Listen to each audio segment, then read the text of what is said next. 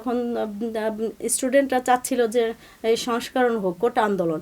তখন আমি কিন্তু এই কথাটা লিখে বিভিন্ন রিল তৈরি করেছিলাম যে সংস্করণের ক্ষতি কী, হতেই পারে সংস্করণ, প্রত্যেকটা জিনিসের সংস্করণ, বিভিন্ন রিলের মাধ্যমে আমি কিন্তু এই জিনিসটা করেছি। কিন্তু পর্যায়ক্রমে একটা সময় দেখলাম যে এটা পুরোটাই টোটালি বিষয়টা একটা রাজনৈতিক বিষয় চলে আসছে।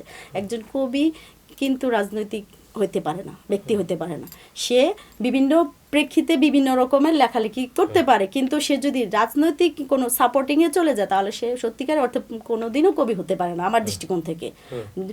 তখন দেখলাম যে না, যখন যে পরিস্থিতি আছে আমি সেই পরিস্থিতিতে তখন সেরকম লেখার চেষ্টা করছি। এবং এই জিনিসটাই ফলো করা উচিত তরুণদের, যে পরিস্থিতি যা বুঝাতে চাচ্ছে এবং পরিস্থিতি শুধরানোর উপায় কী এবং কিভাবে করলে সুন্দর হবে সেই জিনিসটাই যেন তারা উপস্থাপন করতে পারে তার চিন্তা চেতনা দিয়ে লেখার মাধ্যমে। এটা হচ্ছে আমার তরুণ প্রজন্মের কাছে বলা।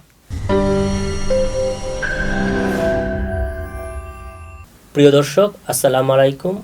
সাবরো টিভির সাহিত্য অনুষ্ঠানে আপনাদের স্বাগত জানাচ্ছি। আমি আফসান নিজাম।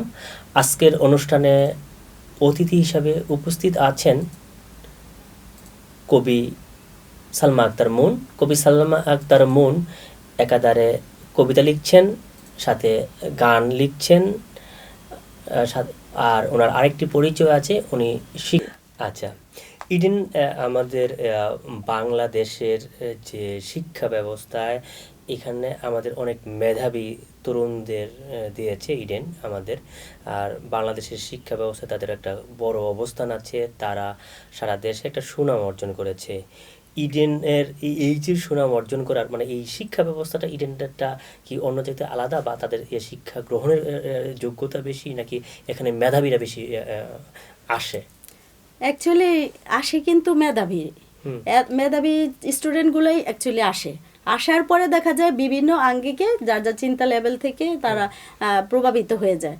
কেউ তার টিচার্স দ্বারা প্রভাবিত হয়, কেউ বন্ধুবান্ধব দ্বারা প্রভাবিত হয়, কেউ প্রযুক্তি দ্বারা প্রভাবিত হয়। তাদের যে যতটুকু ধারণ করতে পারে সে সেদিকে চলে যায়, আর যে ধারণ করতে না পারে সে স্টপ হয়ে যায়। এটাই এখানে ইডেনের আসার পরে খারাপ হয়ে যাওয়া বা ভালো হয়ে যাওয়া এটার কর্তৃত্ব নয়। এখানে আসে অ্যাকচুয়ালি সকল মেধাবী স্টুডেন্টগুলোই আসে। আমি বলেছি যে মেধাবী স্টুডেন্ট সব একসাথে হওয়ার কারণে এখানে জ্ঞানের প্রাবল্যটা বেশি আসে। জ্ঞান এমন একটা জিনিস যে প্রদীপ একটা মোমবাতি থেকে 1000টা মোমবাতি জ্বালানো যায়, তার মানে একটা জ্ঞানের পাশে আরেকটা যখন বসানো হয় তাকে সেও জ্ঞান, মানে তখন আলো কিন্তু আরো বেড়ে যায়, কম্বাইন্ড জ্ঞান তখন আরো বেশি আলোকিত হয়ে যায়। হ্যাঁ, এটা একটা খুব গুরুত্বপূর্ণ কথা বলছে সালমান, যে আসলে যেখানে জ্ঞানের আলো থাকে সেখানে আরো জ্ঞানের আলো জ্বালানোর সুবিধা থাকে, যেখানে জ্ঞানের আলো থাকে না সেখানে আর আলোকিত করবে, সেই জায়গাটা থেকে ইডেন একটা গুরুত্বপূর্ণ জায়গা। আর সেই ইডেনের কলেজেরই ছাত্রী আমাদের কবি সালমা আক্তার মুন। সালমা আক্তার মুনের একটা বই প্রকাশ হয়েছে। বইটার প্রকাশ হওয়ার একটু কাহিনীটা কি শুনতে পারি? বই প্রকাশ হওয়া হচ্ছে যে এখানে অনেকের অবদান আছে, সেক্ষেত্রে অনেকটা দেখা যাচ্ছে যে এক্ষেত্রে আপনার অবদানটা অনেক আছে। কারণ দেখা যাচ্ছে আমি বই করার প্রতি খুব একটা আগ্রহী ছিলাম না। আমি লিখি ঠিক আছে, এটা আমার অনেকেই আমার সহপাঠীরা অনেকে জানে, কিংবা আমার কর্মক্ষেত্রে অনেকে জানে, কিন্তু একটা বই থাকা বা একটা বই পাবলিশড হওয়া এটা যে গুরুত্বপূর্ণ একটা বিষয় সেটা তারা অনুভব করিনি। প্রথমত আপনি তাড়না দেওয়ার কারণে আমি একটা উদ্বুদ্ধ হয়েছি, তারপরে তো যেখান থেকে আমার বইটা হলো সেটা হচ্ছে যে শামসুল আলম ভাই, উনি আমাকে বাকিটা অনুপ্রাণিত করেছে, এবং অনুপ্রাণিত না, বইটা প্রকাশের সহযোগিতা করেছে, সম্পূর্ণ সহযোগিতা করেছে। তারপরে সেটা সবার সহযোগিতায় হয়ে গেছে। এবার 2024-এ বইটার নাম ছিল বৈচিত্র্যের বসন, কবিতার বইটা। বৈচিত্র্যের বসন, বৈচিত্র্যময় জীবনের সাথে যে যুক্ত সেই বৈচিত্র্য বসন নিয়ে আসছে। বৈচিত্র্য বসনের কবিতাগুলো আমি ঠিক বই হওয়ার আগেই একবার দেখে নেওয়ার সুযোগ হয়েছে। তার কবিতার যে যূথবদ্ধতা, কবিতার মধ্যে যে যূথবদ্ধতা, যে চিন্তার বৈচিত্র্যময় চিন্তা তার ভিতরে আছে। বিশেষ করে আমি আগেই বলেছি যে ইডেন কলেজের আমাদেরকে জ্ঞানের প্রদীপ থাকে, সেই প্রদীপ থেকে অনেকগুলো প্রদীপ চলে যায়, সেই জ্ঞানের জায়গাটা আমরা দেখেছি। সালমান আক্তার মুনকে বলবো সে একজন শিক্ষক, বিশেষ করে জাতির জ্ঞানের আলো জ্বালানোর যে প্রথম প্রদীপটা সে হলো শিক্ষক। সেই শিক্ষক এই জাতি গঠনের এই যে শিক্ষকতা, একজন কবি যখন এই কাজটা করে তখন আরো বেশি প্রভাবিত হয়। আমি বলবো যে সেই জ্ঞান বাচ্চাদের মধ্যে, সেই জ্ঞানটা কিভাবে প্রবেশ করানো হয়? শিক্ষকতা হচ্ছে আমার কাছে খুবই একটা সম্মানজনক পেশা, এবং শুধু সম্মানজনক না, সেটার প্রতি আমি খুব ভেতর থেকে টান অনুভব করি। কারণ সেখানে নানা শ্রেণীর লোক বাচ্চারা আসে, নানা শ্রেণী থেকে, নানা পরিবেশ থেকে আসে, আসার পরে টিচারকে অনুসরণ করে। এমন একটা পর্যায়ে চলে আসে যে পারিবারিক যে শিক্ষাটা ছিল বা আছে, তারা সেটাকেও অ্যাভয়েড করে চলে আসে টিচারের আদর্শকে অনুসরণ করতে। টিচার যদি এমন এমন এমন ক্ষেত্র দেখা গিয়েছে যে আমরা যদি বলি না এটা সত্য, সেটা মিথ্যা হলেও বাচ্চার কাছে মনে হয় যে না এটাই সত্য। মানে দিনকে দিন না বলে যদি রাত বলা হয় তাহলে রাত। তাহলে সেক্ষেত্রে দেখা যাচ্ছে যে শিক্ষকতা এমন একটা পেশা, নিজেকে নিখুঁতভাবে উপস্থাপন করতে হবে এবং সেই বাচ্চাকে এমন তথ্যই দিতে হবে সেটা সত্য এবং নির্ভুল, সঠিক তথ্য। কারণ বাচ্চাটা প্রত্যেকটা বাচ্চা তার টিচারকে খুব অনুসরণ করে এবং সেই টিচারের অনুযায়ী সে পরবর্তীতে জীবনটা গড়ে নেয়। অ্যাকচুয়ালি এই পেশাটা খুব সিনসিয়ারলি করা উচিত এবং আমি সেরকম চেষ্টা করছি, এবং সেখানে অনেক বাচ্চাদের ভালোবাসা পেয়েছি এবং অনেক অভিভাবকের ভালোবাসা পেয়েছি। আর যার কারণে আমি বিভিন্ন জায়গায়, আমি যে লেখালেখির সেক্টরে বিভিন্ন জায়গায় গিয়েছি, সেখান থেকে শুধু আমার এই প্রফেশনের কারণে আমি কিন্তু আরও বেশি সম্মানিত হয়েছি। যে যেহেতু আমি একজন টিচার, সেহেতু আমার আমাকে লেখালেখি মূল্যায়ন করার আগে আমার প্রফেশনটাকে দেখেছে ওরা। তখন দেখা গেছে না, আসলে টিচার, শিক্ষকতাকে এই সমাজে সবাই শ্রদ্ধার চোখে দেখে। এখানে এই খুবই একটা গুরুত্বপূর্ণ একটা প্রফেশন এটা আমার কাছে। সালমা আক্তার মুন, আমি একটা অন্য জায়গায় যাব। সেটা হলো ওই এই যে 24-এর যে বিপ্লব হলো, সেখানে এসে আমরা দেখলাম অনেক শিক্ষক অপমানিত হয়েছেন এবং তাদের অনেক এই যারা অপমানিত হয়েছে তাদের অনেক লেকিংস আমাদের সামনে চলে আসছে। হ্যাঁ, প্রথম আমরা ভেবেছিলাম যে সেখানে সম্ভবত ছাত্ররা খুবই বেয়াদবি করছে বা তারা করছে, যদিও তারা এই কাজটা করা তাদের ঠিক হয়নি। তারপরও এই যে অনেক শিক্ষকের যে লেকিংসগুলো চলে আসছে, তাদের অনেক দুর্বলতা চলে আসছে, তাদের বিভিন্ন রাজনৈতিক, অর্থনৈতিক অসততা বা নৈতিক অসততার বিষয়গুলো সামনে চলে আসছে। এইখান থেকে রিমুভ করে একজন শিক্ষককে রিমুভ করে কোথায় বা কিভাবে যাওয়া প্রয়োজন বলে আমি মনে করি? অ্যাকচুয়ালি এই বিষয়টা খুবই লজ্জাজনক বিষয়। কারণ হচ্ছে যে একজন টিচার হচ্ছে তাদের আদর্শের আইডলের গুরু, যেটাকে বলে যে তাকে অনুসরণ করে পরবর্তী জীবনে এগিয়ে যাওয়া। এখন টিচারের মধ্যে যদি ফল্ট থাকে বা টিচারের মধ্যে কোনো ত্রুটি থাকে, সেটা কিন্তু কোনো স্টুডেন্টের কোনো রকমের অধিকার নেই সে টিচারকে অপদস্থ করার। হ্যাঁ, তাদের যদি কোনো অভিযোগ থাকে, তার প্রতি কোনো আক্রোশ থাকে বা কোনো ধরনের কমপ্লেন থাকে, সেটা কি করতে হবে, যেহেতু একটা আন্দোলন হয়েছে, সেই আন্দোলনের প্রেক্ষিতে তারা সেটা উপস্থাপন করতে পারে যে না, আমরা এর দ্বারা নির্যাতিত হয়েছি বা এর দ্বারা আমরা হয়েছি, অপদস্থ হয়েছি, সুতরাং একে পানিশমেন্টের ব্যবস্থা করুন অথবা একে বিচারের আওতায় আনা হোক। এ ধরনের অভিযোগ তারা করতে পারতো, কিংবা স্কুল ম্যানেজমেন্টের কাছে করতে পারতো। যদি সেখানেও না হয়, তারা বিভিন্ন সমন্বয়কের কাছে যেতে পারতো। যেহেতু বাংলাদেশে এখন সিস্টেমটাই অন্যরকম চেঞ্জ হয়ে গেছে, যে যার অভিযোগ ইচ্ছে করলে উপস্থাপন করার মতো এখন একটা স্কোপ আছে।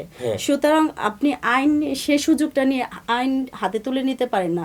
আপনি যদি বিচারকর্তা হয়ে যান, তাহলে আইন বিভাগের কাজ কি, শাসন বিভাগের কাজ কি, বিচার বিভাগের কাজ কি? অ্যাকচুয়ালি যে ভুল করেছে, যে অপরাধ করছে, তার পানিশমেন্ট হওয়া উচিত, কিন্তু পানিশমেন্ট দেওয়ার অধিকার তো সবার নেই। এই বোধটুকু যদি স্টুডেন্টের মধ্যে না থাকে, তাহলে সে প্রকৃত স্টুডেন্ট হতে পারে না। টিচার যদি ফল্ট করে থাকে, স্টুডেন্টও ফল্ট করেছে, এক্ষেত্রে উভয়ই সম অপরাধী। স্টুডেন্টের পাশে আমি আরেকটা জিনিস যাচ্ছি যে এই যে শিক্ষকদের যে নৈতিক স্খলন হয়েছে, হ্যাঁ, এই জায়গাটাতে আমরা কিভাবে ওভারকাম করতে পারি? কারণ নৈতিক জায়গাটা, কারণ আমরা যারা পড়ালেখা করছি, আমাদের এই যে যারা পড়ালেখা করছি, আমরা আমাদের শিক্ষকদের চরমভাবে ভালোবাসতাম, ভক্তি করতাম, শ্রদ্ধা করতাম, মনে হচ্ছে যে নিজের পিতা মাতার থেকে তাদেরকে বেশি সম্মান।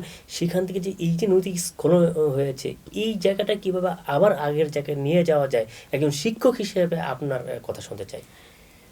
অ্যাকচুয়ালি প্রত্যেকটা মানুষেরই যদি নিজস্ব বিবেক কাজ না করে, বিবেক যদি জাগ্রত না হয়, তাহলে শিক্ষকতা হোক কিংবা যে কোনো কাজ হোক, আপনি কাকে অবহেলার চোখে দেখবেন? শুধু শিক্ষাকে তো আপনি বড় করে দেখতে পারেন না। আপনি এই রাস্তার ঝাড়ুধার, তাকে ছাড়া আপনি চলতে পারছেন না। প্রাইম মিনিস্টার ছাড়া আপনি চলতে পারছেন না। আপনার বিভিন্ন অফিস আদালত ছাড়া। তার মানে আমরা প্রত্যেকেই হচ্ছে একে অপরের সাথে লিঙ্ক, সম্পৃক্ত, একে অপরের উপর নির্ভরশীল। তাহলে আপনি কাকে অ্যাভয়েড করবেন?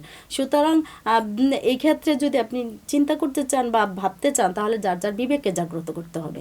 আর যার বিবেককে যে জাগ্রত করতে পারেনি বা সময়ের সাথে ভেসে গেছে, রাজনৈতিক কারণে হোক, স্বার্থের কারণে হোক কিংবা হিংস্রতার কারণে হোক, যদি এরকম হয়ে থাকে, ঘটে থাকে, তার নিজে থেকে অনুতপ্ত হয়ে এই বিষয়ে তাকে সারেন্ডার করা উচিত। এবং অনুতপ্ত হয়ে যখন সারেন্ডার করবে, অটোমেটিক সিস্টেম চেঞ্জ হয়ে যাবে। যখন সে তার ভুল বুঝতে পারবে, তখন আপনি কাউকে শাসন করে তার ভুল বুঝাতে, তাকে ফিরে আনতে পারবেন না। তাকে বন্দি রাখতে পারবেন ও টর্চারিং করতে পারবেন, কিন্তু সে তখনই পরিবর্তন হবে সে যখন নিজে থেকে চাইবে যে সে পরিবর্তন হতে চায়।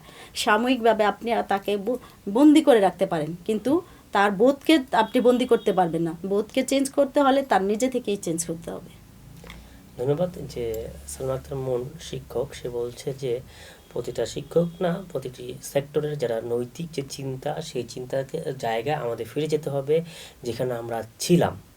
এখন এই সময়টা যখন আমাদের ভিতরে থেকে নষ্ট হয়ে গেছে বা পৌঁছে গেছে, আমরা একটা সমাজকে, সেই পৌঁছে যাওয়ার সমাজটাকে আবার বিনির্মাণ করব আমরা সেই জায়গাতে যেতে চাই।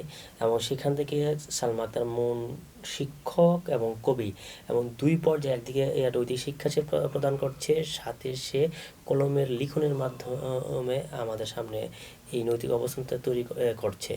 আমরা সালমা আক্তার মুনের আলোচনা করতে করতে অনেক জায়গায় চলে আসলাম। আসলে যেখানে যাওয়ার থাকার কথা ছিল সেখানে না যেয়ে আমরা শিক্ষকতার আমাদের আসলে সময়টা এরকমই যে আমরা সেই জায়গায় যেখানেই যাই সেখানে চলে আসতে আমরা বাধ্য হচ্ছি। সালমান আক্তার মুনের কাছে আমরা শেষের দিকে চলে আসবো কথা বলার দিকে। এই মুহূর্তে আপনার মনে হয় যে সামনে আমরা কি ধরনের কবিতা লিখবো, কিভাবে আমরা সামনে গান লিখবো, এই বিষয়ে আপনার সামনে যারা তরুণ থাকবে তাদের সম্পর্কে আপনার বয়ানটা কি হবে? আমার তাদের সম্পর্কে এটুকুই বলার যে যখনই দেখবে ভিতর থেকে দেখো, যখনই শুনবে ভেতর থেকে শোনো। কারণ দেখা এবং শোনা, বাহিরের চোখ যা দেখে, বাহিরের চোখ যা, কান যা শোনে, অনেক সময় দেখা যায় সেটা ভুল হয়, ভুল থাকে। যেমন যখন এই আন্দোলনের কথায় আসি, যখন স্টুডেন্টরা চাচ্ছিল যে এই সংস্করণ হোক, কোটা আন্দোলন, তখন আমি কিন্তু এই কথাটা লিখে বিভিন্ন রিল তৈরি করেছিলাম যে সংস্করণের ক্ষতি কী, হতেই পারে সংস্করণ, প্রত্যেকটা জিনিসের সংস্করণ, বিভিন্ন রিলের মাধ্যমে আমি কিন্তু এই জিনিসটা করেছি। কিন্তু পর্যায়ক্রমে একটা সময় দেখলাম যে এটা পুরোটাই টোটালি বিষয়টা একটা রাজনৈতিক বিষয় চলে আসছে। একজন কবি কিন্তু রাজনৈতিক হতে পারে না, ব্যক্তি হতে পারে না।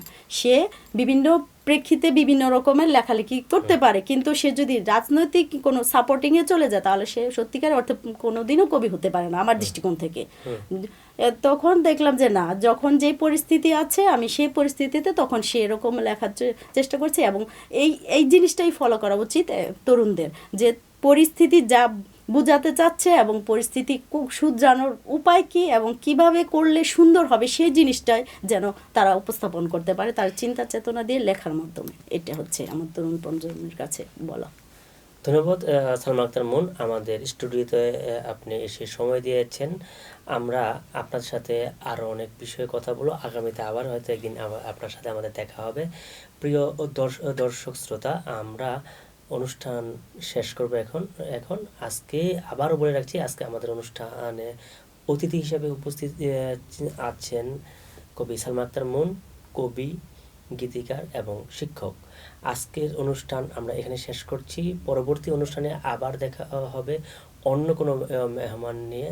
ততক্ষণ পর্যন্ত ভালো থাকবেন। আল্লাহ হাফেজ। আসসালামু আলাইকুম ওয়া রাহমাতুল্লাহি ওয়া বারাকাতুহু।